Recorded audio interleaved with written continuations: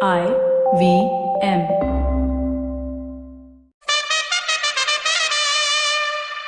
Hello and welcome to this week's episode of the Edges and Sledges Cricket Podcast. This is DJ and I am not your host for the week actually, and you'll find out why. I'm joined for the first 5 minutes of this pod by Ashwin Garg, who's driving back from somewhere in the middle of America because this first section is going to be an emergency podcast brought on by a day of Superovers. Ashwin, where are you and what's going on, man? I am on the interstate somewhere in Arkansas heading home after a day that I didn't get to watch more than kind of the first half of the first game because I was out all day. I was playing a tennis tournament. So great fun. Nice to be outside playing sport. But oh my goodness, it sounds like I've missed an incredible day. I'm excited to get home soon. Thankfully, Hotstar has full match replays. I'm going to be watching the entire replay, probably of the second match. It's unbelievable. Yeah, so Varun and I talked through all the games since we last released the episode and the rest of the episode, but we just had to do this emergency podcast because, I mean, what a day of super overs we've had. We had the first game, which went to super over, and then we had the Mumbai Indians versus Kings 11 Punjab that went not for one, but for two super overs. Ashwin, is this the first time we've ever seen this happen? That is, super over sure, right? has been tied and another super over, because obviously there was an infamous boundary count back earlier, right? Yeah, I mean, just to quickly recap, like July of 2019, in the ODI, granted, but still, the World Cup final went to a super over, right? And when this super over ended in a tie, although we knew this going in, the England ended up victorious because they had hit more boundaries during the match. Obviously, just coming out of that, we were all outraged. I think not so much us, but New Zealand cricket fans, and then the world of cricket at large was sort of outraged that how can you win a match after tying the match and tying the super over based on boundary count? So obviously the ICC updated the rules after that. We tend to learn from these crazy incidents, update the rules. It says, okay, now if a super over is tied, you play another super over. And so this is the first time, it may have happened in smaller tournaments, but this is the first time at a grand scale, two teams have tied the super over and went to a second super over. Just magnificent. Yeah, so let's just talk through that game, right? So it's the Mumbai Indians versus Kings 11 Punjab, and usually we would have covered it in our midweek episode, but because of the drama that went down, we've just decided to add this section in at the start of the podcast. So there is an entire podcast and a chat with the listeners, etc., and that to come. So guys, please do stay tuned for that. But Mumbai Indians scored 176 for 6. Kings 11 Punjab scored 176 for 6 as well. Rohit Sharma didn't score any runs today. Again, De Kock continued his good vein of form. Krunal Pandya scored some runs for the Mumbai Indians. And Kyron Pollard came out and hit some huge sixes. He got 34 of 12. Incredible innings by the big man. But he obviously came in after Hardik and Krunal, which I thought was a bit of a strange decision. But it was all fine. I mean, 176 for 6 as usual. The runs came from KL Rahul right at the top of the order. He got 77 of 51 balls. Lovely innings. He is obviously the orange cap holder and he kind of continued that good form. But I mean, the drama that went on, we ended up in a situation where there were 9 of 6 needed of the last over, right? Bolt bowls the last over. And the weird part about this is that there are 2 to get off that last ball. I mean, Punjab seemed to have managed to almost lose this game as well after needing 4 of 4, right? There was a wide there was one down the leg side that missed the leg stump, so that was not given a wide. There was a wide that was hit down to third man, and then they needed 2 of 1, and then Chris Jordan takes the most amazing loping run. And I think there was a graphic on Hotstar or one of these other broadcasters which showed that the closest distance between the stumps is 17 meters, and Chris Jordan, after he turns for the second and is run out by mere inches, has actually run 22 meters. Ashwin, I don't know whether you got a chance to even see that graphic or catch that, but I mean, what an absurd situation to be in. Why did he run in a semicircle? Yeah, I mean, I haven't seen it, right? Like I said, I'm going to be watching it tonight, so I'm excited to watch. But based on what I read and based on Varun's feedback, etc., it sounds like he was trying to get in the path of the ball. I mean, obviously that's illegal to do that, and he could have been called out just for doing that. But unbelievable, right? Like, this is a game of inches, millimeters even sometimes, and you wasted 5 extra meters of running. And that could have cost your team in the match. Obviously, we now know that Punjab ended up going on to win, but unbelievable. Like, it's just that. And by the way, I think that's what, through the length of this tournament, will differentiate Mumbai from the other sides. They're much more clinical. They're much more focused. Fantastic coaching staff. Every player steps up when they need to. I mean, a side like Punjab could have been in the top 4 right now because of many matches that should have gone their way that didn't. And it's little things like this that make the difference. Yeah, absolutely absurd. But then you obviously had the super over, and Kings 11 Punjab scored 5 runs in their super over. They were batting, they continued batting. Rahul and Puran came out. Puran gets out. He gets caught by Roy, a really good catch running backwards. A fantastic catch, actually. And Bumrah's the one bowling. And Kings 11 Punjab only managed to get 5 off their over. At that stage, you're thinking, man, these guys have blown it yet again. And how they've managed to do it, nobody knows after the position they put themselves into. But then the Mumbai Indians come out, right? And Mohammad Shami is given the ball and he's defending just 5 runs in that super over. De Kock plays some strange shots. They're all trying to try the ramp and the paddle. And I don't understand it. I mean, why is Rohit Sharma trying to paddle Mohammad Shami? Maybe he knows he's going for the Yorker and he doesn't think he can hit him down the ground. But on the final ball of the over, they need again 2 runs to get. And De Kock, it's a Yorker again. De Kock digs it out, extra cover. It goes to him, but it goes over him. Deep extra cover, throws it in. De Kock has run it pretty slowly. Puran's throw is wide, and Rahul pulls off a fantastic run out, kind of almost MS Dhoni-esque. Deflects it onto the stumps and beats De Kock's dive. So we then have a tied super over, which, I mean, I'm just insane. So at that stage, we're just okay, so now who comes out to bat? Because the rules say that once you've batted and bowled, you've got to have somebody else to do it. Can we talk about that for a second? So just so we're trying, Rohit and De Kock batted all 6 balls. Kyron Pollard was padded up to come in if a wicket fell. He obviously wasn't needed for Mumbai's chase, right? On the other side, and by the way, Bumrah bowled the over for Mumbai.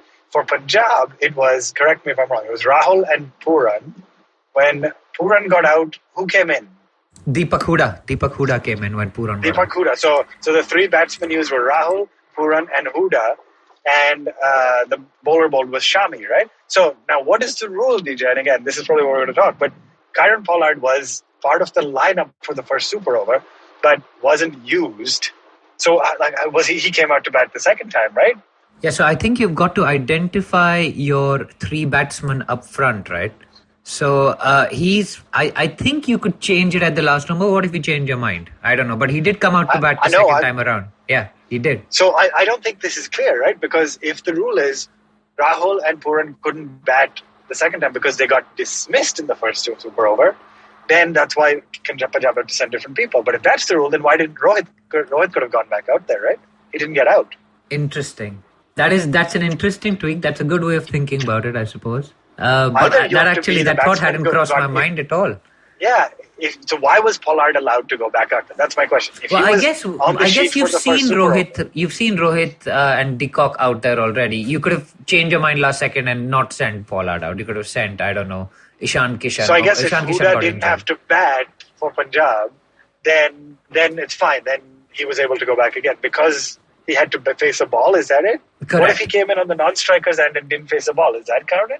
Oh man, you should have been the lawyer, dude. But gosh, I can't think. This is unbelievable. This is just blowing your mind. But I think Pollard, you could have argued that Pollard may not have come out, right? But if once the batsman's out, he's in play. So maybe that's what they went up against. And fair game to them. The Shami over was absolutely incredible. But then you had to find somebody else to bowl it, and they went to Chris Jordan. Pandya came out with Pollard. And it was decent. They got 11 runs, 1 wicket. Sorry, just to quickly clarify again, because Punjab was chasing, they went out first for super over number 1. Correct. And then Mumbai had to chase the first super over. Correct. Because there was a tie. Mumbai went out first for super over number 2. Correct. Because they were already with the pads on and Punjab already in the field. Ostensibly to save everyone some time, I suppose. This match took forever anyway. Man, it went on forever. Saying, can you imagine if there are 9 super overs back to back tied? That'd be unbelievable. Varun would have loved that. We'd still be watching them. But anyway, they go for 11, right? Jordan goes for a boundary of Pollard. There's a wide. And then Hardik Pandya gets run out. He kind of sacrifices himself to get Pollard back on strike. So then he won't be able to bat again if there's another super over, right? Because he's out. And then Agarwal has to come out along with the universe boss. I mean, what a guy to have in your changing room, right, for a super over. I mean, I was surprised actually Gale didn't come out in the first one. Yeah, I will say both teams in this match. I mean, you had Rahul and Puran walk out first. Then in the second inning, you had Mayank and Gale. So 4 outstanding super overs players. On the other side, you had Hardik and Pollard walk out, Rohit and Quinton walk out first. And because they can't come back, you send out Hardik and Pollard. I would back Hardik and Pollard first anytime. So just unbelievable that both these teams. And I say this, like Delhi, I don't think has the depth to have 5 or 6 guys who you would back any day in a super over. But both Mumbai and Punjab happen to have Gale come out for the second super over is unbelievable. And then the first ball, Chris Gale, universe boss. Bolt Gale misses the Yorker and it's gone out of the ground. I mean, what a shot to start the super over.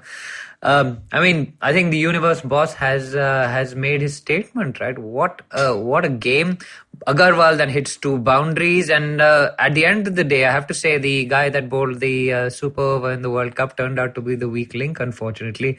Trent Bolt going for those runs. It's a little bit harsh, but I mean, what's going on, man? These teams seem to be not wanting to win. I mean, how can they not score 5 runs? Or 6 runs to win in the first super over, man. I don't get it, Ashwin. What went wrong with Mumbai? I mean, first off, what goes wrong with Punjab, right? In the match when you need 1 or 2 runs on 1, 4 from 4 becomes 2 from 1. You know, that's one. And then the second is, in the super over. So, I mean, it's really interesting, right? Is there an element of the mental tenacity you need to take a game over the line? Which, by the way, Mumbai has. But, after a long gap from the game because of COVID and the quarantines, maybe that's an element. Obviously, the pitches are starting to slow down, but you could argue Punjab had a super over on the first weekend. So it's just unbelievable. There's something mental about teams wanting to make sure they don't lose, and as a result, getting to at least an equal score, but not taking it over the line. I mean, I remember there was one match, I don't remember which one, where when you need 1 run to tie, 2 runs to win off the last ball, at least run the second. At least go for it. And I think it was yesterday, but you didn't even go for it. Like the team just took the 1 and waited there saying, all right, super over now. I mean, the fielder can mess up. The wicketkeeper can mess up. Anything can happen.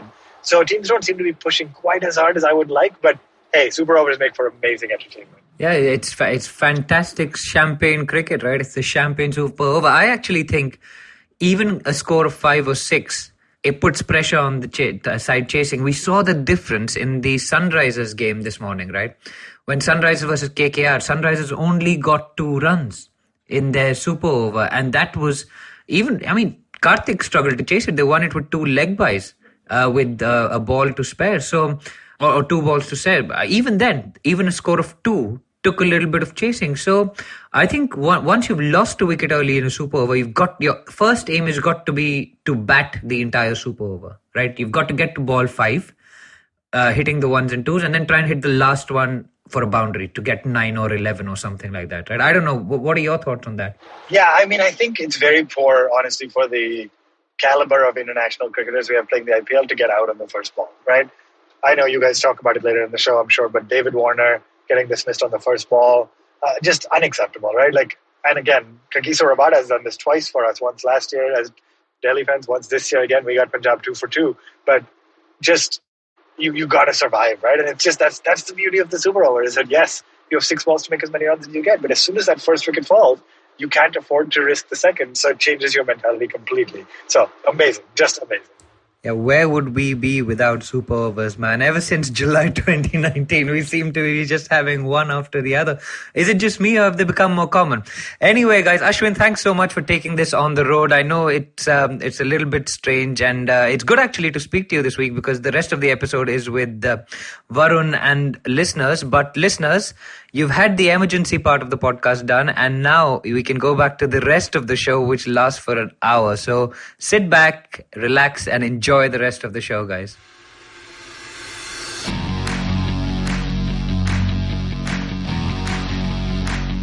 Welcome to episode 138 of the Edges and Sledges Cricket Podcast. This time, of course, you've been hearing DJ and Ashwin doing the midweek special during the IPL, but I'm hosting after a long time, and it's going to be a fun episode because we're going to discuss all the games that have happened since last Thursday. DJ, first off, welcome to the show, and let me wish you a happy birthday in advance. It's Sunday today, we're recording. Your birthday is Monday, the day the podcast will be released. So happy birthday, and I'm sure you've got a very quiet birthday planned for the lockdown. Thanks, man. Yeah, it's we've got tier 2 restrictions coming into London, so the birthday will be quieter than other years, but I'm sure we'll manage to slip in some celebrations there. But thank you for the wishes in advance. Thank you very much. Usually my birthday falls during the IPL, and that's the best thing about my birthday. But this year I'm pretty jealous that your birthday is on the IPL. So enjoy it because it's not going to happen again. Well, let's hope so. Or maybe we can have 2 IPLs every year. Like this. That would be the dream, man. I don't think I'll be able to get any work done, nothing else done in the year, but it would be interesting. Right, DJ, we're going to pick up where you and Ashwin left off. We're going to talk about Thursday's game, which was the Royal Challengers Bangalore versus Kings 11 Punjab. It was a pretty cracker of a game because the Bangalore team, why am I trying to say the whole thing? I don't know. But Bangalore scored 171 for 6 in 20 overs. And Kings 11 Punjab, who were sailing and doing really well, still managed to win it only off the last ball. So we're going to talk through some of that. But DJ, I guess 3 things I wanted to call out. First, Chris Gayle playing. How big was that for Punjab? Yeah, Mr. IPL himself, man. I know he was not in your all-time greatest 11 of the IPL, but I mean, the IPL wouldn't be the IPL without Chris Gayle. Whatever his flaws are as a cricketer and as a human being, Chris Gayle still sets the IPL alive, man. So definitely good to see him back in the Punjab colours. Yeah, it was great to see Gayle back, and he was entertaining the crowd as usual, crowd meaning on TV. He was at the slips, came running up to the keeper when he made a fantastic save, pointed at the boss sign on his bat when he did well with the bat as well. So always good to see him there. He keeps it light and keeps the team entertained as well.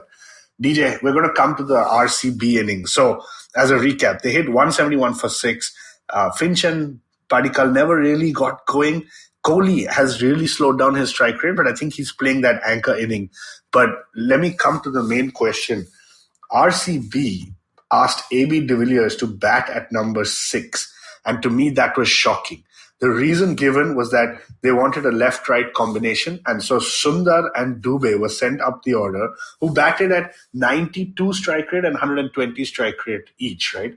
And in fact, today I read a quote that de Villiers said he was sitting ready, but it was the coach and the captain that had decided to send him at 6. So what did you make of that? How, like, on a scale of 1 to 10, isn't that 100 on the bizarre scale?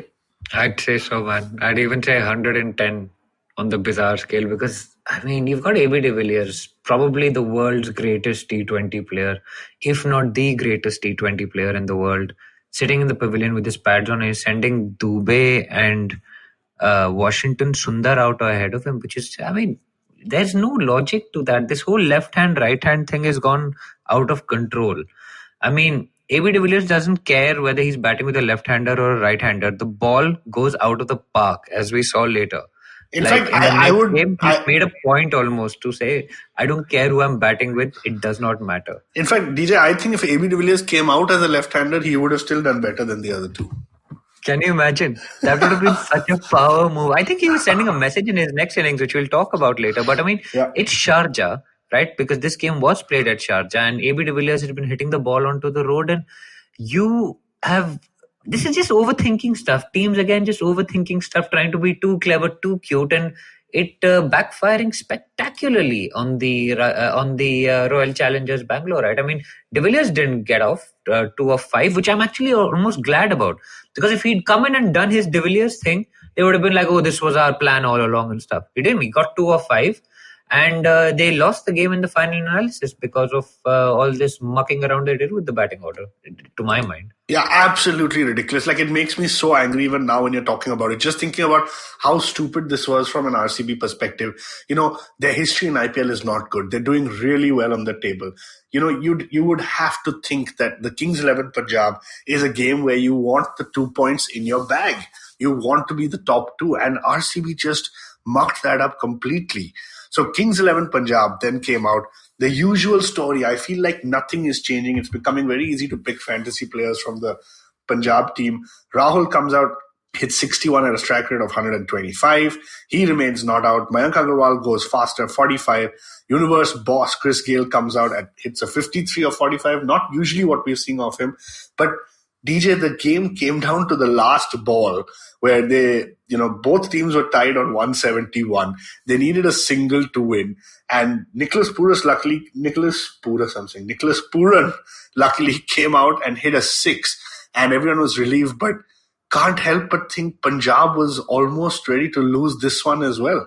Yeah, man, they escaped by a hair's breadth, I would say, because the ball didn't go very far over. The Nicholas Puran six didn't go that far over the boundary, right? It was almost catchable. And I just found the panic amazing, man. Like, I mean, you need one run to win, right? Of two balls, and then Gale gets run out. Puran comes out to face his first ball. And I mean, all you need to do is hit a single. The field is back.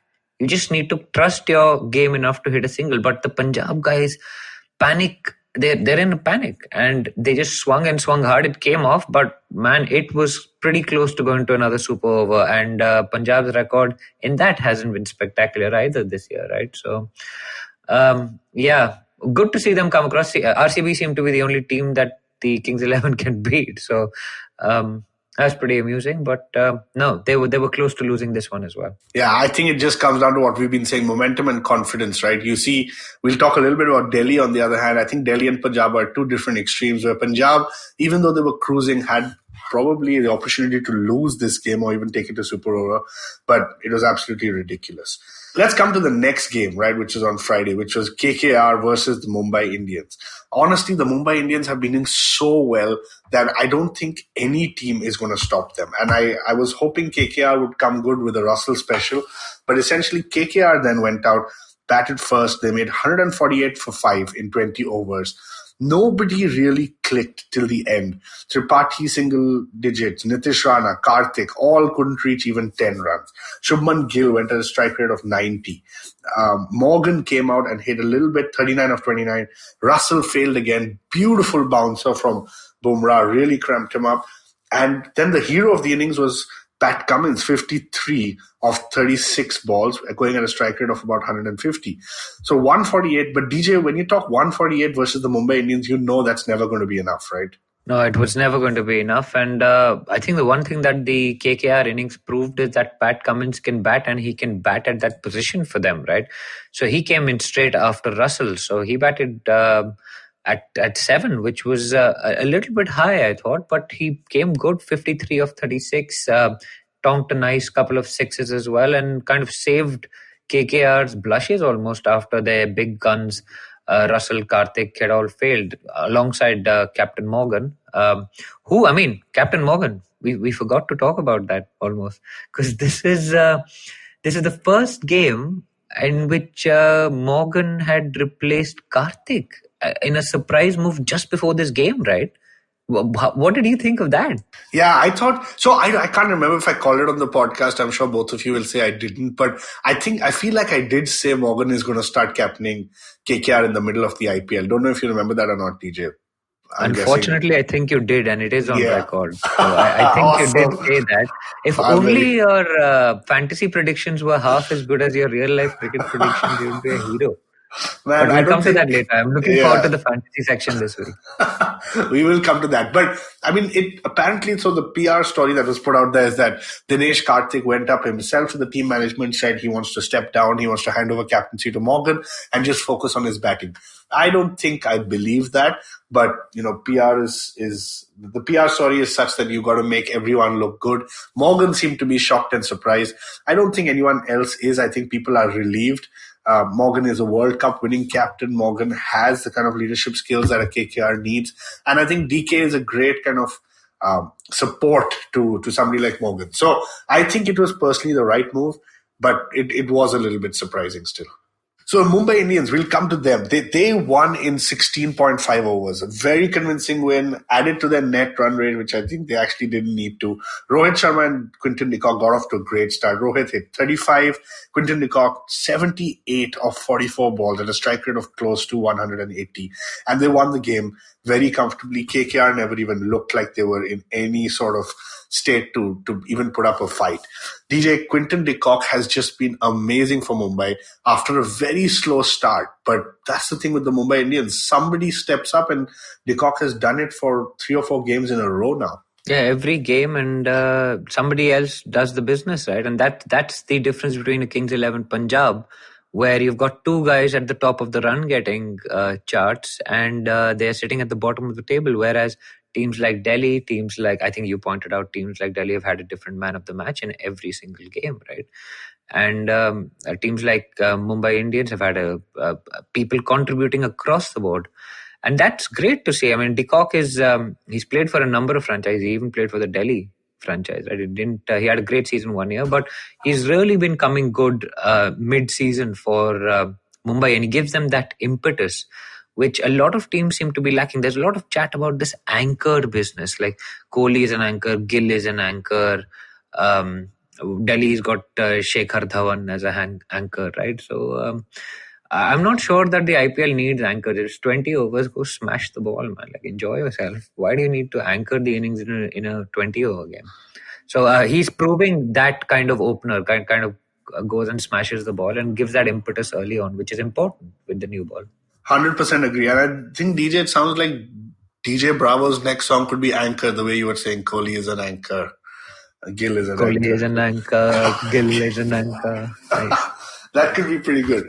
But it could just be DJ's new song. Since we released the Tewatia song, this can be the second song in the album. Got like a one song per week situation. How awesome would that be? Let's not make any promises we can't keep.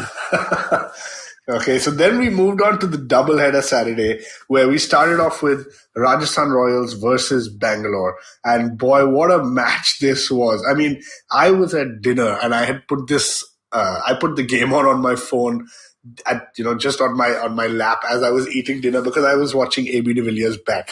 DJ, we'll get into it, but Rajasthan Royals made 177 for 6 and Royal Challengers Bangalore won with 19.4 in the 19.4th over. So first, let me come to you before we talk about de Villiers and how brilliant he was.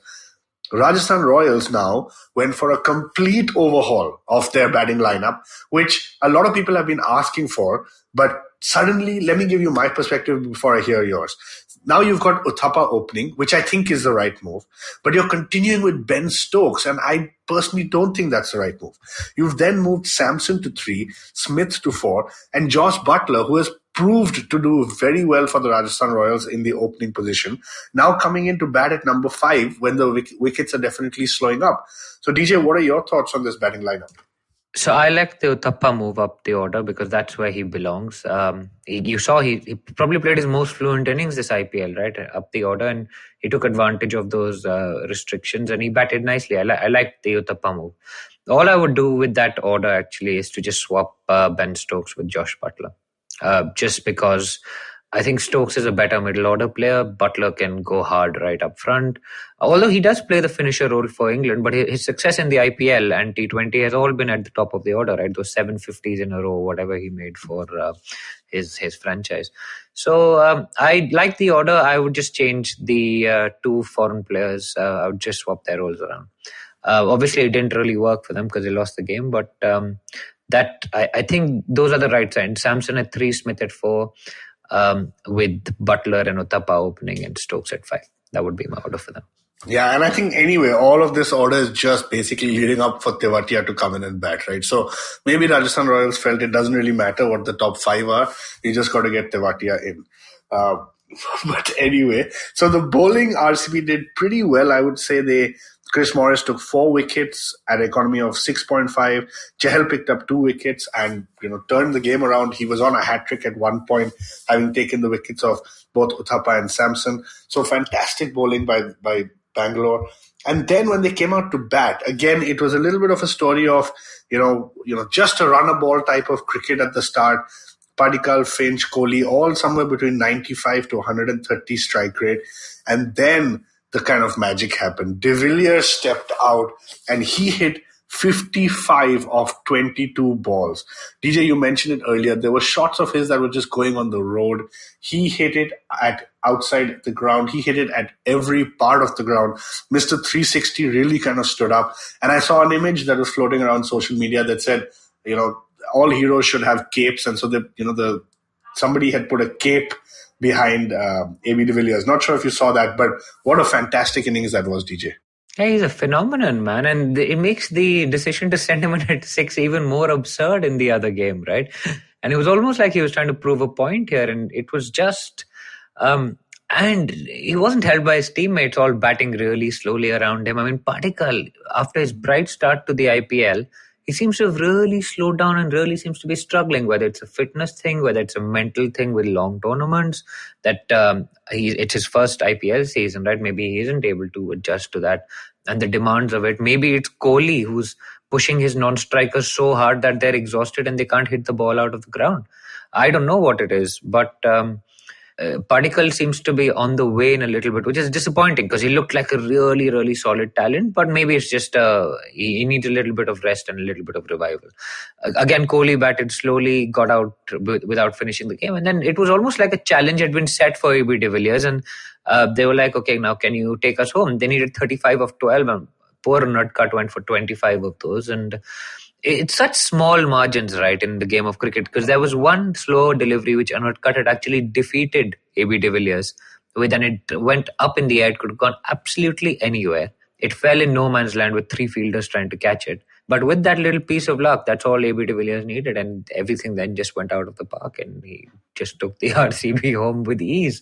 So what looks like in the final analysis like a bad spell by poor Jaydev, whose birthday I think it was yesterday or today. I mean, he could have been the hero. If it got AB, that was the game, right? So small margins in this fantastic game of cricket. It is definitely all about small margins. And DJ, you mentioned the openers. Yeah, Padikal, Gill, all of them seem to be slowing down. We'll talk a little bit more about Gill. But did you see, I saw a lot of memes coming out about Aaron Finch and how they said that he chews his chewing gum so much during batting that once it loses flavor, he decides it's time to go back to the pavilion. So, it sounds like that, no? It sounds like he's 30 of 15 and he's done. Yeah, so when the chewing gum flavor runs out, he's done and he needs to go back. And did you see there was something about him vaping in the dressing room as well? I don't know what's going on with Aaron Finch. But people are like really zooming into stuff on the dressing room. Prithvi Shaw got like smashed for having his dinner, man. Poor guy. He's sitting there having dinner after he's got out and people are on his case. But this trolling thing is getting out of hand. It is. You mentioned Prithvi Shaw, so let's go to the next game. Chennai Super Kings versus Delhi Capitals. It actually turned out to be a cracker. We really enjoyed it. I wasn't sure. Chennai seemed to be getting a little bit of momentum. They have some aggressive moves like sending Sam Curran opening. And so I was personally a little worried about this game. But in the end, Delhi Capitals won by 5 wickets, and we're just going to talk you through that. So Chennai hit 179 for 4. Sam Curran didn't pay off the opening move. He got out for a duck bowled by Tushar Deshpande, which was great to see. Again, similar story. You had Faf and Watson come in and do well. Raidu actually did pretty good at 45 of 25 at 180 strike rate. And then Jadeja, man, he just comes in at the end. Given it's a small ground, but he hit 33 of 13 balls. And when Jadeja was batting, that's when I thought this game is pretty much over. Delhi then came out and, Prithvi Shaw, DJ, let's talk about him a little bit. What is he doing? He's not even waiting 1 or 2 balls before getting out. Like, you got to assume the team must be frustrated. There's this whole thing about him being this young talent. I don't know, where do you see Prithvi Shaw going from here? I think he's got a few technical flaws maybe, but we've known that for a while about him. He's he looks like he plays around his front pad a little bit. He stays a little bit leg side of it as well. So over long tournaments, he's going to have his failures, and he's had 2 ducks, one after the other, right? So which is disappointing for the young player. But I don't see him getting dropped, to be honest, because who else are you going to put in his place? I mean, Shikhar bats slowly.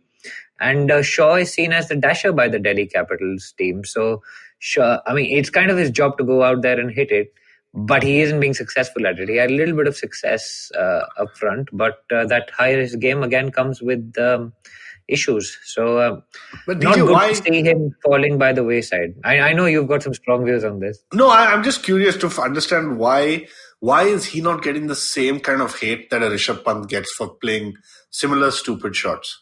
I don't know. I mean, I think Pant just looks uglier while getting out. I think like Prithvi Shaw getting bowled was like, it was a good ball, right? Like, what are you going to do about that? That was a decent ball. And he gave a return catch to Chahar the other day.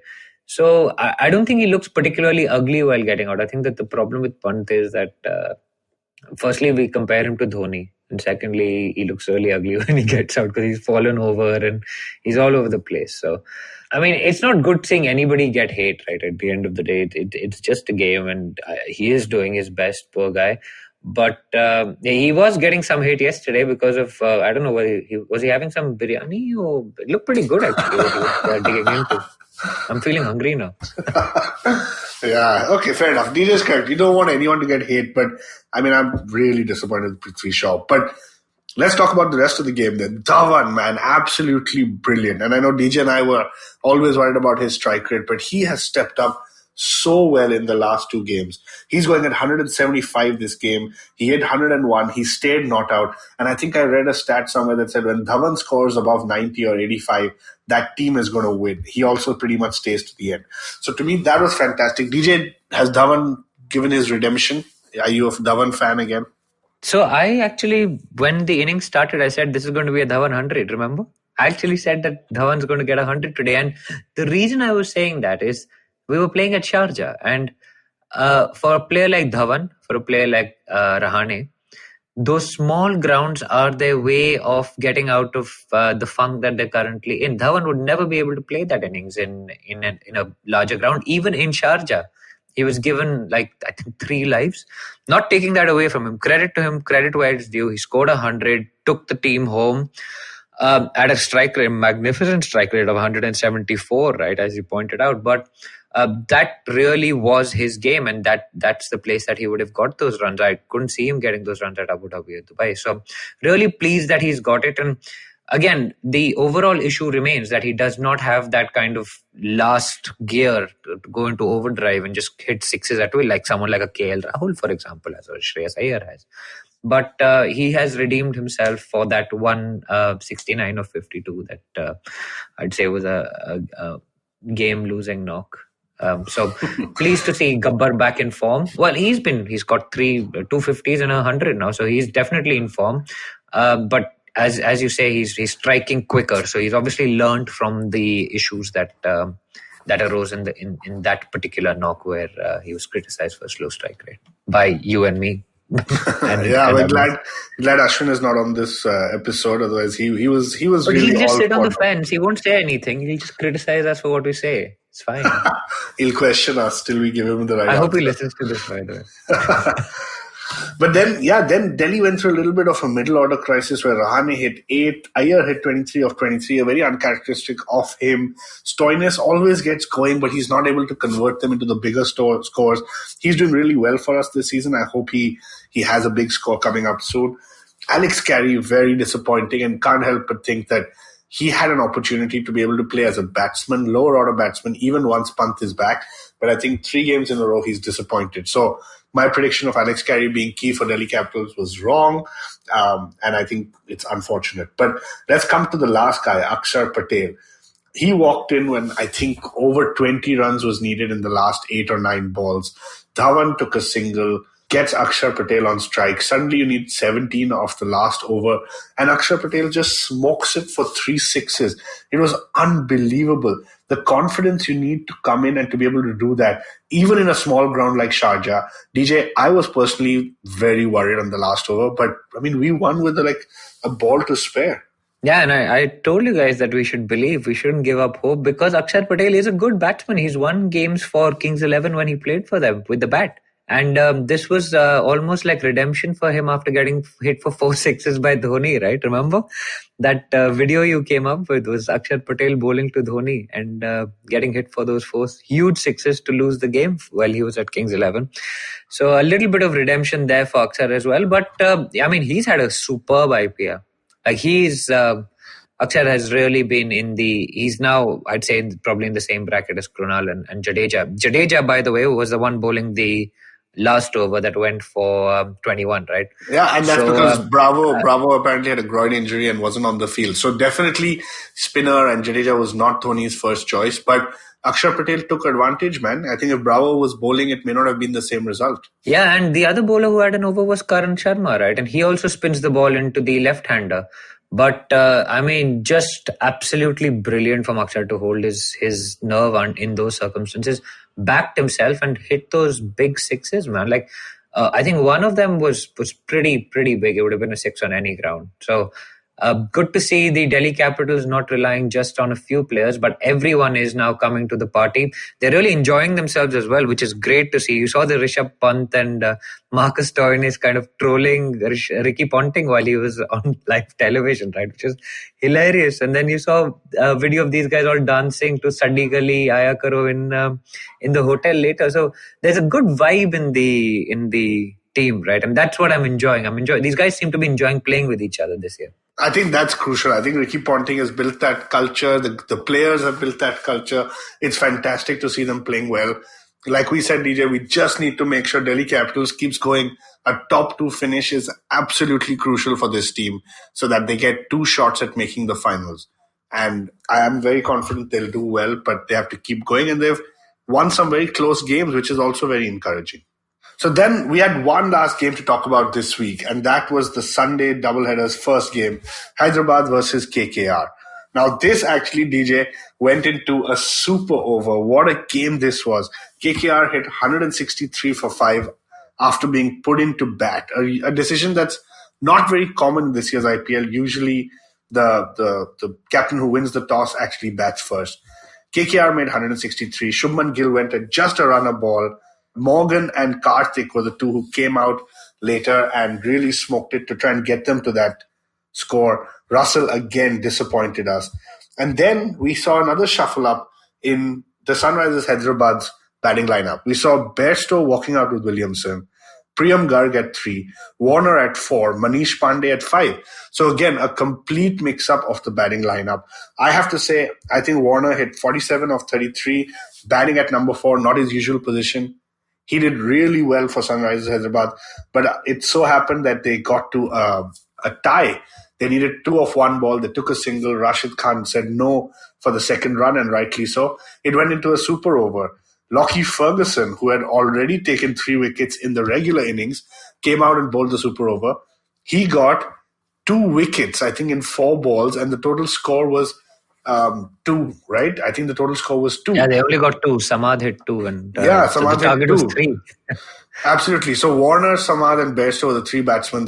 Ferguson got 2 wickets. And KKR came out. Rashid Khan was bowling. There were a couple of dot balls, but I think it was pretty clear who was going to win that. So KKR won that game after a super over. Harsha Bhogle, I think, described it perfectly, where he said this was the theme of this match should have been staying alive, because you had number 4 and 5 on the table competing for each other. And KKR did well and kind of have secured their spot at number 4 for now. No doubt that table is going to change, though. And guys, we've got a special update for you in the second half of this show. We're chatting with Sunrisers Hyderabad fans, so do stay tuned for that. DJ, I'm going to come to you for the fantasy update because I know you're extremely excited about this week. I'm not that excited about my performance this year, but let me read out quickly the top 3. So Jitin's best 11 is number 1 at 9,558.5. Akhil's team, the Superstars, is number 2 at 9,396 points. And like every week, we have Jai Pathan Jali Baba in the top 3 with 9,017 points. What a performance by that person, man. Incredible scenes. So that's the top 3. Let me now scroll to the 3 podcasters, because I've got a lot of grief on this show for doing badly. I'm still last amongst the 3 of you. I'm glad you said that. I'm glad you said you're still the last. Oh, but there's not much gap left, though. That's the best part. So you're number 47 at 7,956 points. Then I'm scrolling to Ashwin, who's the number 1 Nehra fan, at 55. 7,821.5 points. Is this our Ashwin? Nehra number 1 fan. Yeah, it's us. It's our guy. Number 55. Ooh. And I am sitting at number 60. So we've got 47, 55 and 60, guys. I mean, are we some experts on cricket or something? We're just amateurs. Anyway, but that is the fantasy wrap for this week, guys. Keep playing. We may have a little bit of a surprise for you next week or midweek. We'll announce it. Just finalizing a few details on that, but we will let you know. Other than that, we will see you after the break. Hello, everybody. Welcome to another awesome week on the IVM Podcast Network. If you're not following us on social media, please do. We're IVM Podcast on Twitter, Facebook, and Instagram. I want to remind our Tamil-speaking audience about the new show from Kadai Podcast. The previous season was Punyan Selvan. The new show that we're doing is Sivakamyan Sabata. Kavita Jiva is the host of the show. Basically, what she does is she retells these old classics in a modern idiom. I think you'll really enjoy that. Quickly running through some of the other guests that we had this week. Luke Catino showed up on Cyrus Says, where he and Cyrus had a great conversation about fitness and all things related to that. Rahul Dakuna was on Gauri Devi Dayal's show. This rounds on me. Again, great conversation around brands and things like that. Mahrukh Inayat had Kaveri Banzai on her show to discuss Sushant Singh Rajput's death and the effect it's going to have on Bollywood as it goes forward. Archana Vora, who is a director of small and medium businesses at Facebook, she was on Advertising is Dead, talking about the kinds of work that Facebook is doing with smaller businesses. And remember, Edges and Sledges continues its fan series. Do definitely check that out. And last, one final thing, that Cock and Bull this week was really interesting. Cyrus, Kunal Vijayakar, Gauri Devi Dayal, and myself spoke quite a bit about the restaurant industry and the challenges that they're facing in this pandemic. So do definitely check that out. I think you'll enjoy that. And with that, let me get you back to your show. All right. Thank you for joining us after the break. So this week, like we've been doing for the last few weeks, we've got the listener fans for Sunrisers Hyderabad. And we just to let everyone know, we're just recording this as the Superover has finished in the last game versus KKR. So I'm sure there's going to be a lot of excitement, a lot of talk around that. But let me come to all of you. And first, I would just introduce yourselves and let us know how you started listening to Edges and Sledges. So Rohit, let me come to you first. The first episode which I went through was your Kershak Williams episode, right? Which was after the India West Indies T20 series got over, the whole Virat notebook incident which happened. So, and that was the first episode, and I got hooked up listening to you guys for over a year because I got a different vibe listening to you, because the mainstream media, when it covers sports, it's basically they are going through the stats. There is no proper discussion. So that's what I found different in you guys. You were not bound with timing. And that's why you were able to discuss properly each and every aspect of the game. Awesome. Thanks, Rohit. That's good. That's really good to know. Shubham, let me come to you. So I found about this podcast a year ago, around the World Cup last year. So basically I had my college vacation and I was searching for some cricket podcasts and found this one. So the good thing about your podcast is that it seems as if three friends are just chatting about cricket, and there's so much fun and banter, which I think everyone enjoys. So even I enjoy it. And now one of my favorite episodes is with Danny Morrison, because we all love Danny Morrison, especially in the IPL. We know what he can do. The double Ds and the double Gs and DW, especially from SRH. Awesome. That was my favorite episode, and it was like a dream for me to host him. And I heard him today call Darren Ganga gangers on IPL commentary. So I got very, very excited with that. But thanks, guys. It's great to know that what we set out to do, you guys feel the same way. Rahul, let me come to you and ask you as well. Hello all. Yeah, I've been introduced to the podcast through my brother who lives in North Carolina. He's been an ardent listener for more than a year. So I incidentally, like Rohit, even my first episode happens to be the Kesrick Williams episode. So high five on that. And I love the podcast because the kind of topics you delve into, the right amount of fun and serious cricket chat that goes on the episodes. That's really fun. And I definitely look forward to every Monday for the new episode that comes out. So yeah, I love the Edges and Sledges podcast. And Thursday, we've been doing 2 episodes during the IPL, so make sure you catch those as well. Right? Yeah, I've been trying to catch on to them as well. But it's kind of out of sync with all the things that are happening right now. Awesome, thanks, and great DJ for the plug for our Thursday episode during IPL. Rahul, since you're talking, let me ask you first, and I'll come to the other two after that. Tell us a little bit about your journey with Sunrisers Hyderabad. Has it been from the time it's been the Deccan Chargers? Has it been later than that? Just walk us through a little bit about your journey with them. Oh, definitely. I started off as a Deccan Chargers fan. I was born and bred in Hyderabad. So it was a natural transition. As when the IPL came up, then I had to find a team to support. Then Deccan Chargers was there. They had the best team on paper, according to many. Sad how it turned out, but the next year with the change of clothes, with change of captaincy, things turned around. But again, I mean, the way the Deccan Chargers franchise came to an end, it was really disappointing. We thought that, the city will never have a team again, but we were surprised to find Sunrisers next year. And honestly, when the Sunrisers came into being, I mean, we never had any hopes on them because the squad was, if Deccan Chargers was X, then Sunrisers was X and a half probably with the kind of talent it had at its disposal. But I don't know how Tom Moody and all pulled it out. I mean, Sunrisers were able to reach the playoffs against all odds. I mean, even till date, even though the 2016 season is really emotional and we all love that moment of winning the trophy. But for me, the 2013 inaugural season where, we went against all odds and we beat everybody except failing to get over the line in the eliminator in that famous Brad Hart match. So yeah, I just love the team. I love it to bits and pieces. If there's any update that comes around, that's the first thing. Sometimes it even borders on my love towards the Indian cricket team. Sometimes I feel that Sunrisers is bigger than the Indian cricket team. But I hope you don't cheer for David Warner when Australia is playing India. Yeah, that is definitely a no-no. Even though David Warner is the captain. When he's playing with the Australian colours, no way. I don't think I can support him with all that happened before.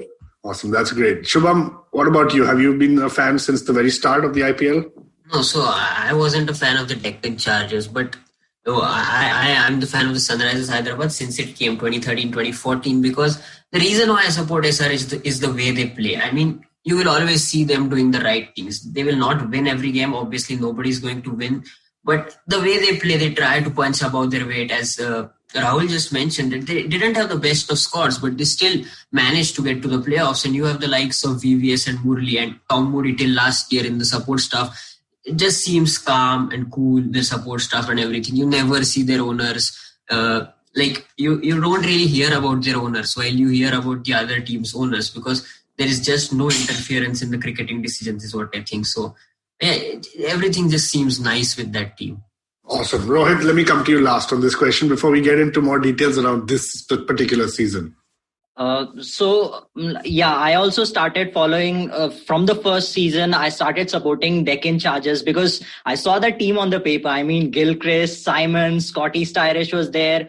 Even Chaminda Vas, Rohit Sharma, RP Singh. Afridi was also there. Yeah. Afridi was also there. So that got me really into that team. And once the ownership change and the change of name and all happened, there was a chance for me that I could have jumped to the other ship. But I was like, no, this is my team. I've been following from the start. So I'm not jumping off it.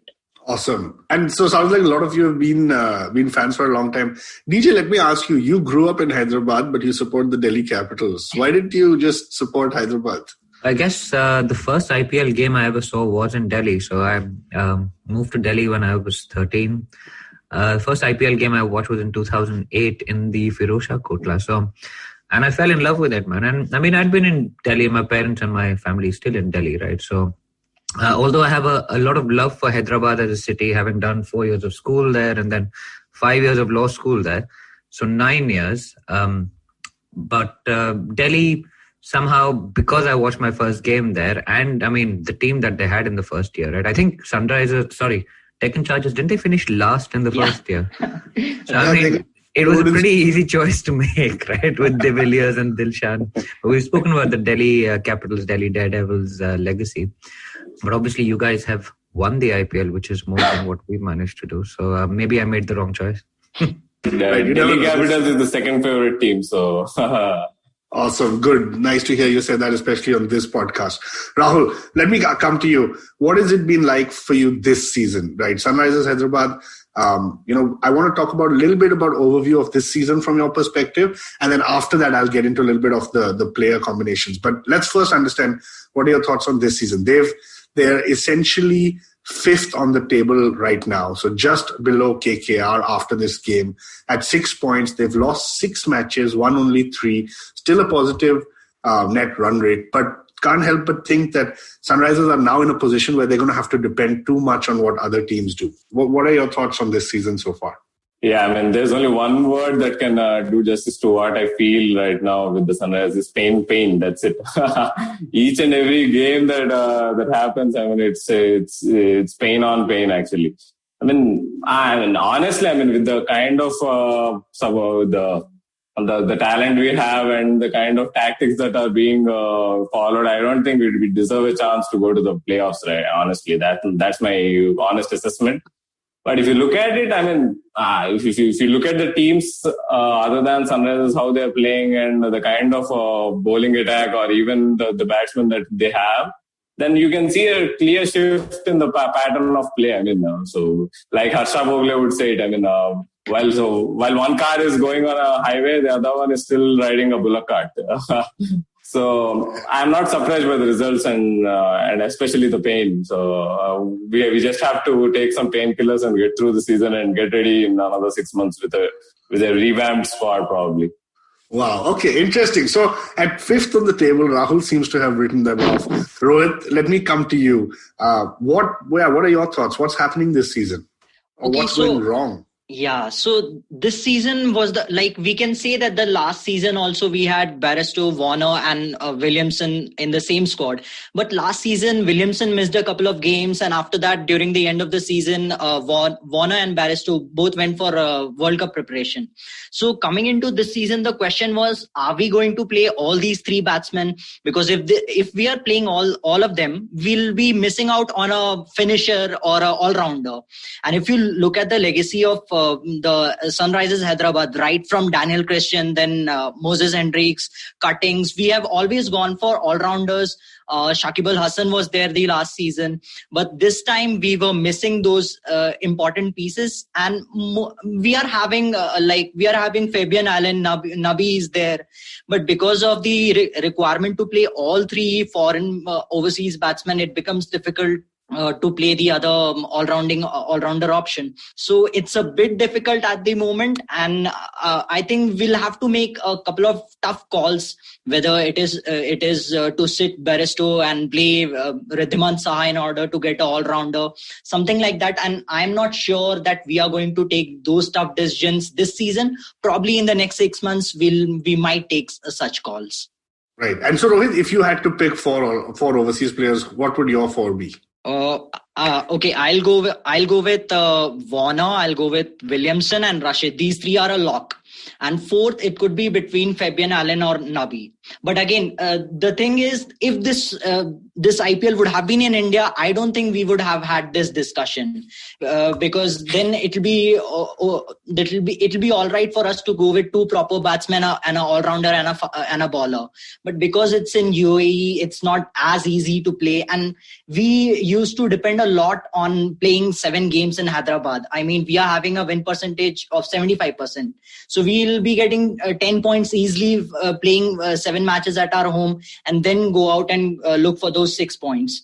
So I'll probably drop Barstow, but again, I don't think they are going to do it this season. Interesting. DJ, how much of a big loss is playing at home for the Sunrisers Hyderabad? Because Rohit said that, I didn't actually know that stat, but when a team wins 75% of their games, which is essentially 50% of the matches in every season, do you think playing in the UAE is affecting them? Yeah, clearly it is. I didn't know that stat, so that's a great stat, Rohit. Also, what is affecting them is the absence of Bhuvneshwar Kumar, who's been an absolute banker for them for years, plus Shakib, who's serving out his ban, right? So, the overseas mix has been a tough question for SRH, and as you say, it's not one that they are likely to answer this year. Interestingly, I wanted to ask maybe Shubham, what do you think of Warner being made captain after the sandpaper ban and everything? And Williamson did a good job last year. Are you happy with David Warner representing your franchise as their leader? See, the reason why David Warner was made the captain was pretty clear, that Williamson wasn't a surety in the first 11 is what I think.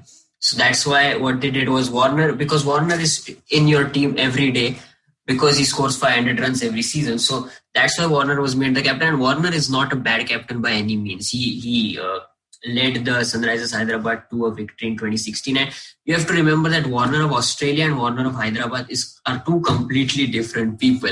We see Warner of Australia being that in-your-face guy who wants to get under the skin. But when he comes to Hyderabad, he's called Warner Garu, if you know, in Hyderabad, and everybody love him there. So there's a difference there, and I don't see any problem in Warner being the captain at the moment. Very interesting. Great question, DJ, because also Rajasthan Royals captain is Steve Smith. So clearly the IPL and the franchise owners have decided that international cricket and IPL cricket is different. I was super upset that when Rajasthan Royals played SRH, I didn't come up with the sandpaper derby hashtag. That would have just been amazing. But that would have been awesome. Next time. They still got one game to go, right? Yeah, they have to play. Next game. So that's a sandpaper derby, guys. Watch out for it. Awesome. Rahul, so let me ask you, I personally, when I look at Sunrisers Hyderabad, I think they are always in a bit of an issue as to who to pick, right, overseas. So we discussed that a little bit. I personally like Nabi a lot. I haven't seen much of Fabian Allen. I think Mitch Marsh was there and he also had to go. But let's talk a little bit about their local Indian core. I mean, I want to say this, but I can't be sure with 100%, but I feel like their local Indian core is one of the weakest among all 8 IPL teams. Any thoughts on that? Yeah, I mean, you just hit the nail on the head, actually. I mean, Sunrisers have the weakest Indian core. But I would say that, I mean, with the kind of purchases that they made at last year's auction, probably we'll be better off in a couple of years with Priyam Garg, Abhishek Sharma, and I mean, Samad and all coming through. But probably with the current senior Indian pros, like, I mean, Manish Pandey and Vijay Shankar, I don't know. I mean, we expect them to come good at one point or the other, but I mean, it doesn't seem so. I mean, especially today when either one of them could have knuckled down and just got the team home, they couldn't. I mean, so you can't drop them, you can't banish them, but you at the same time, you can't even expect people game to go and win every match, and it's unfair on the young kids. But yeah, I mean, as far as the senior Indian pros go, I mean, there's no way they're pulling their weight, actually.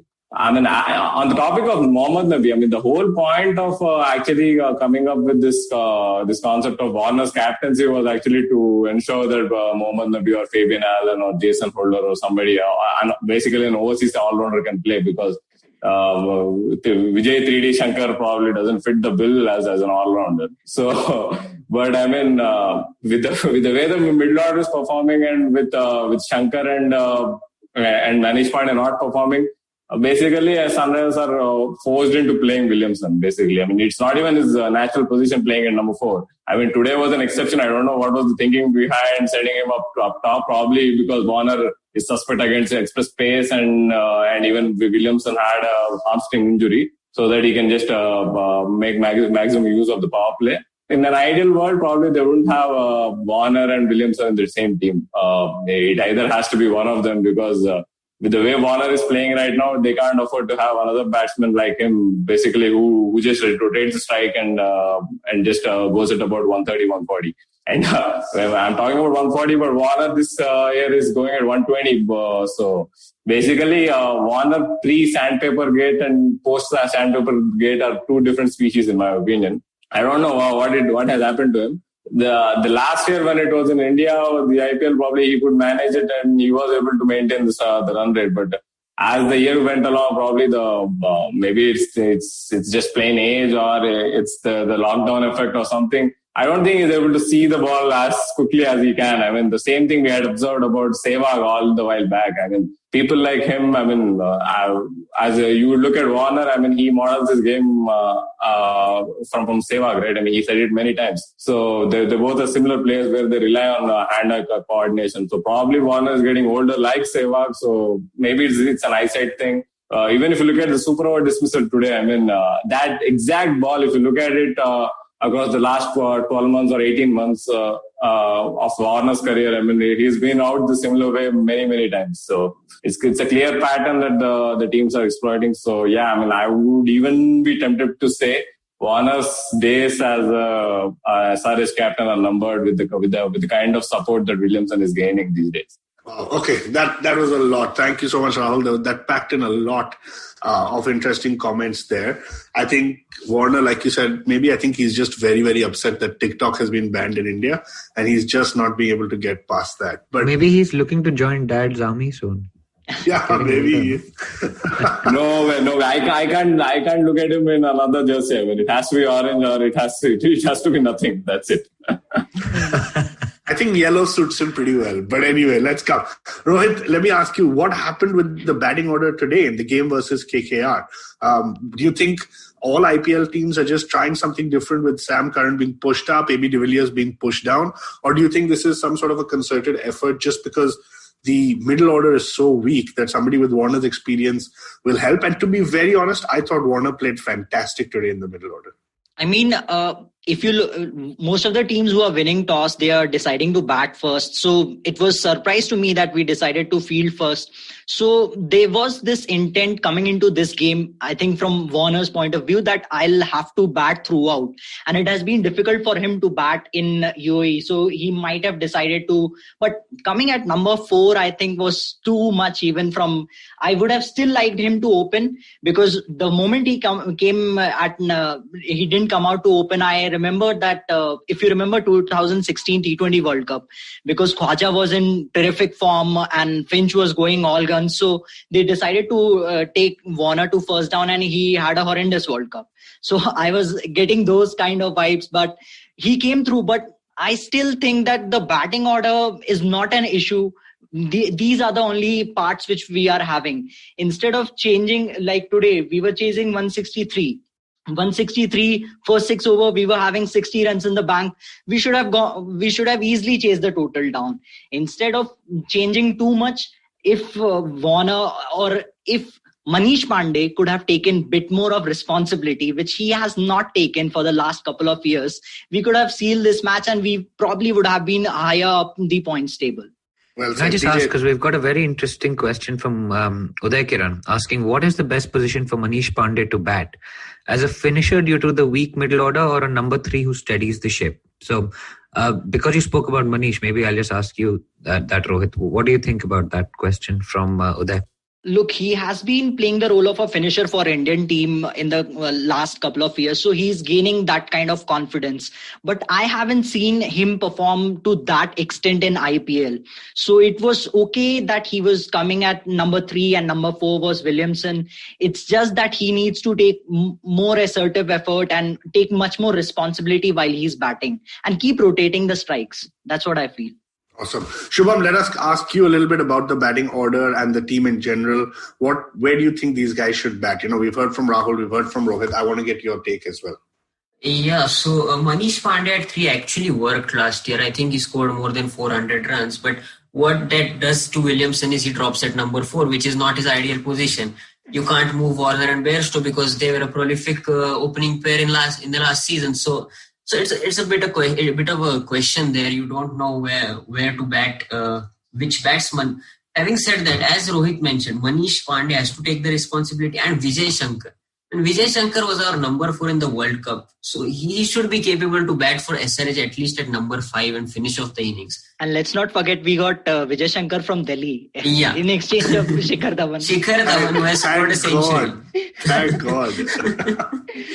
Yeah, so even in the first game, if you remember, 43 of 30, Bairstow got out and then Shankar got a first ball duck, getting dismissed to Chahal.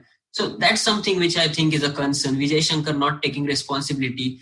Priyamkar, you can't really rely on him at this moment. He's a future talent for India. We saw that he's a solid batsman and he will deliver in the future times, but not at the moment. Abdul Samad has done whatever he can. So you can't really blame those youngsters. It's Manish Pandey and Vijay Shankar is what I think that need to take more responsibility and score runs in the middle order.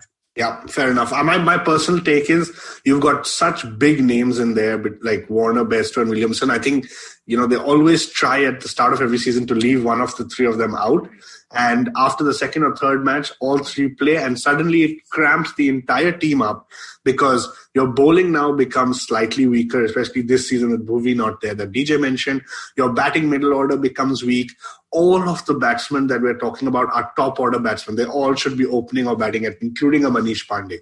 So I feel like what's happening is people are batting outside their roles. The team structure is such that, everything now gets cramped into the top order and the rest of the team is left lingering. So, guys, it's been a great session. I want to wrap up with one last question to each of you. I want to ask you, where do you think Sunrisers will end this year on the table? And what needs to be done in the next 6 months so that they perform better next season? Rahul, let me ask you first. I think I had already told that, we wouldn't be making the playoffs for sure. With today's performance, I think I was done. Today was the moving day for me. So I think we'll be finishing at around 6 or 7, might not be 8. So because we are slightly better than that. We are than some of the teams that might finish 8. Kings 11 has actually sealed that spot. So yeah, interesting. I picked Kings 11 to make the final this year. So it's a strange year. So yeah, coming back to Sunrisers. Coming back to what they would need to do next for the coming season, probably, just get rid of all the Indian bowlers that are right now playing for them. I think there's enough myth going around that Sunrisers is the best bowling lineup. They are the bowling team of IPL. I think that was done and dusted in 2018 final when Shane Watson hit us all over the park, actually. So enough of them. You just can't be bowling 120s in the death. If you see today, Sandeep Sharma was bowling 2 overs in the death. He's not even he can't even bowl 130 Ks. So irrespective of how he had gone today, you can't have such skill sets in the death. If you look at people, I recently saw a stat where they had the number of deliveries that each team was bowling above 140K. Sunrisers had that number in single digits. Whereas, if you look at Jofra Archer and Hendrik Nokia, they bowled deliveries of 150 plus about 20 times or something like that. So it's a clear gulf, and basically, Sunrisers is lagging behind. Unfortunately, due to the combination that they have right now with the foreign players, they're not able to make somebody like Stan Lake play. So they have to do something, maybe get someone like Mitch Stark next year. And one thing I would want them to do is maybe drop Johnny Bairstow, because it's kind of messing us in terms of balance, actually. I wasn't actually happy when they went for Bairstow. Because, you can't have so many overseas batsmen in your top half, and expect to win like always. So, yeah, a lot of things that need to be done right. And I sincerely hope that we'll get it right, because we have a tremendous bunch of youngsters. Priyam Garg, Abhishek Sharma, and Abdul Samad. The 3 jumps. So, we just need to have a right bowling lineup to support the kids, and we need to have a gun for overseas fast bowler playing all the time. So you can't win without that. Well, Rashid seems to be doing all the work and getting all the wickets, right? What a player he's been for you guys. But as you say, there's not much support. Yeah, without him, I don't think we'll be even able to win one match, probably. Whatever we've done until now, beating Delhi Capitals, that was a freak match. Never in my dreams I thought that we'd be able to beat Delhi that day. So that was all great to Rashid. Even he was going to left. And also the Delhi batsman decided to attack terrible him, record, which was great. Yeah, which is rightful, because if you look at Rishabh Pant and Hetman and all, they have good record against Rashid, I guess. So they were right in doing so, but Rashid was just better than them that day. Very good. Thank you, Rahul. I know you want to out-and-out fast bowler, but I'm glad you specified foreign, because otherwise Umesh Yadav and Varun Aaron were on the list. Oh my God. No. So I'm glad you specified foreign. Shubham, let me ask you, where do you think they're going to end up this year? And quickly, what do you think they need to do? Yeah, so they might not make the playoffs this year, because the gap is just increasing between the top 4 and the bottom 4. So I think they will finish 5th or 6th, because still I think they are better than Chennai and Rajasthan. So I think they can finish 5th or 6th in this season. And for the next season, I think they can maybe just drop Manish Pandey, because then they will get a huge budget as well. They paid a lot of money for him, and get in a fresh Indian talent in the middle order is what I think. That might help. because you need the middle order to fire, because I think that's the only problem. Because if Bhuvi comes back, Bhuvi and Rashid with another fast bowler like Khalil, because he was bowling beautifully. I don't know why he was dropped today in place of Basil Thampi. So I think there is still enough bowling there. Rashid, Bhuvi, Khalil, and maybe one of the fast bowlers can get better. Siddharth Kaul was doing it in the last 2 seasons, but this year he hasn't been at his best. So the middle order has to improve if SRH need to be contenders for the next season, is what I believe. Got it. Makes sense. Rohit, your thoughts? The way this IPL is turning out to be, I still was having hope if we could have pulled off this match, we still would have had the chance. But our last 3 matches will be Delhi, RCB, Mumbai. So it'll be very difficult for us to get through this year in the top 4. Talking about next season, I don't think there will be big players in the market during the time of auction. So we should give a final push to these players for one final hurrah, as to say. And then going into the big mega auction, we can retool the team around Rashid and Warner. That's what I think. Awesome. Great, Rohit. Good to see you want to stick with the players for next season. Yes. And guys, you could see Warner was very desperate for the win today. I mean, as I was watching it on TV, you could see the disappointment on his face, because like I said, what this now means for Sunrisers is that they have to hope and pray certain other combinations go in their favor. And that's not a very good sign in the IPL because it's unpredictable. But yeah, we are not RCB. but all the best to Sunrisers Hyderabad, and thank you so much, Rahul, Rohit and Shubham, for joining us. It was great having you on the show. Thank you. Yeah, thanks guys. Great to chat. Yeah, thanks for having us as well. There you have it, guys. That's the wrap on this week's episode. As always, write into us at One Tip One Hand on Twitter, Facebook and Instagram. We're at contact@onetiponehand.com on email. You've been writing into us over the weeks during the IPL. It's been really great. Our Discord channel details will be in the show notes as well. And thank you so much for all the questions that you sent in for the listeners. We couldn't cover all of them, but hopefully we've covered most of them. So thank you very much for that, Shrikar. Thank you very much for that, Uday. Thank you as well, Rohitashwa and AA, as well as Abhishek for those questions, guys. So thank you. And we will be back midweek with another update. Until then, keep enjoying the IPL and keep listening to Edges and Sledges. Speak soon.